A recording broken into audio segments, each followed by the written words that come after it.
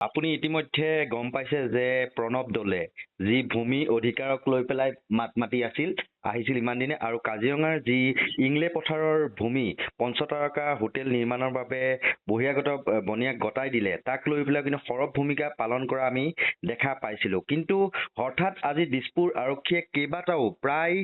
৭-৮টাকৈ ধাৰা লগাই পেলাই তেওঁক গ্ৰেপ্তাৰ কৰি লৈ গৈছে সুন্দৰপুৰৰ পৰা আৰু ইতিমধ্যে কিন্তু আমি গম পোৱা নাই তেওঁৰ বিৰুদ্ধে কিবা গোচৰ দাখিল কৰিছে নেকি বা সেয়া পুলিচৰ ফালৰ পৰা কোনো ধৰণৰ স্পষ্টীকৰণ বৰ্তমানলৈকে দিয়া হোৱা নাই আৰু তেওঁ এই কথাখিনিক অপহৰণ কৰি নিয়া হৈছে বুলি সংবাদ মাধ্যমৰ আগত চিঞৰি চিঞৰি কৈ যোৱা আমি শুনা পালো এই সমগ্ৰ বিষয় সন্দৰ্ভত আপোনাৰ প্ৰতিক্ৰিয়া কি হ'ব পাৰে নাই মই অলপ আগতে গম পাইছো যে প্ৰণৱ দলেক তেওঁৰ ভাড়াঘৰৰ পৰা পুলিচে এৰেষ্ট কৰিছে মানে এৰেষ্ট কৰা যদি এজন মানুহক পুলিচে এৰেষ্ট কৰে এৰেষ্ট কৰিলে তেওঁক কিয় এৰেষ্ট কৰা হৈছে তেওঁক কিয় গ্ৰেপ্তাৰ কৰা হৈছে তেওঁৰ বিৰুদ্ধে অভিযোগটো কি তেওঁক এই কথাটো তেওঁলোকে লিখিতভাৱে দিব লাগে এখন ৱাৰেণ্ট দিব লাগে তেওঁলোকক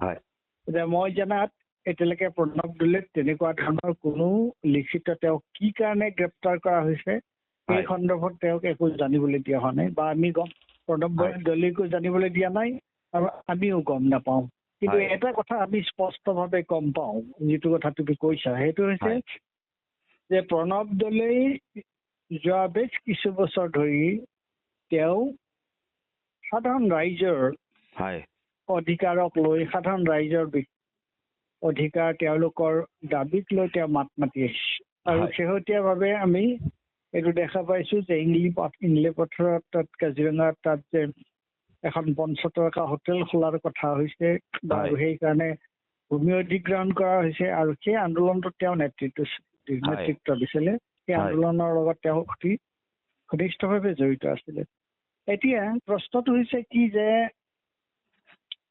এইটো কি ধৰণৰ কথা যে কোনোবাই যদি শান্তিপূৰ্ণভাৱে এটা আন্দোলন কৰে শান্তিপূৰ্ণভাৱে আন্দোলন কৰাৰ অধিকাৰ ৰাইজৰ আছে এই অধিকাৰ সংবিধানৰ ১৯ নম্বৰ দফাৰ অনুচ্ছেদে সেই অধিকাৰ ৰাইজক দিছে সেই অধিকাৰ থকাৰ পিছত এই ধৰণৰ জোৰ জবৰদস্তি কিয় আৰু জোৰ জবৰদস্তি তাৰমানে এইটোৱে যে আচলতে চৰকাৰে যদি কিবা এটা কৰিব বিচাৰিছে তেওঁলোকে ৰাইজৰ লগত আলোচনা কৰি ৰাইজৰ সন্মতি সাপেক্ষে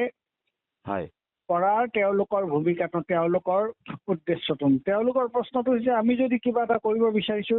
তাৰ বিৰুদ্ধে কোনোবাই যদি তাৰ বিৰুদ্ধাচৰণ কৰিছে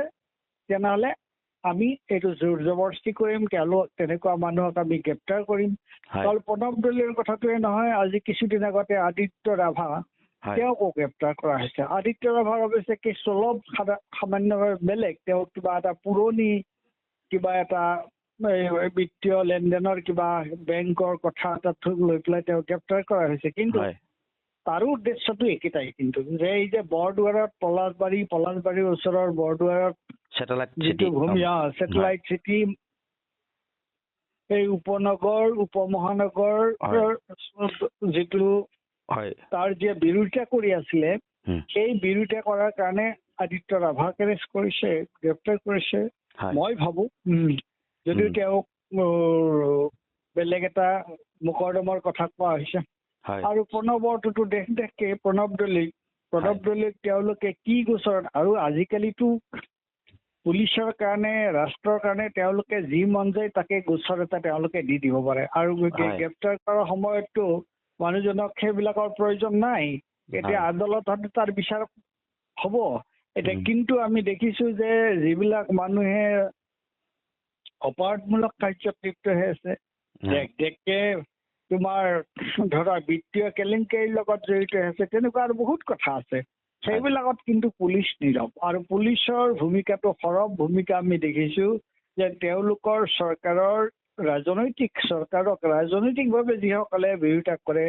তেওঁলোকৰ ক্ষেত্ৰতহে এওঁলোক বেছি সক্ৰিয় হোৱা দেখা গৈছে আৰু সেই প্ৰণৱ দলেক তেওঁলোকে যেটো গ্ৰেপ্তাৰ কৰিলে অলপ আগতে কিছু সময় আগতে মই ভাবো সেই ধৰণৰে এটা গ্ৰেপ্তাৰ আৰু সেইটো হৈছে যে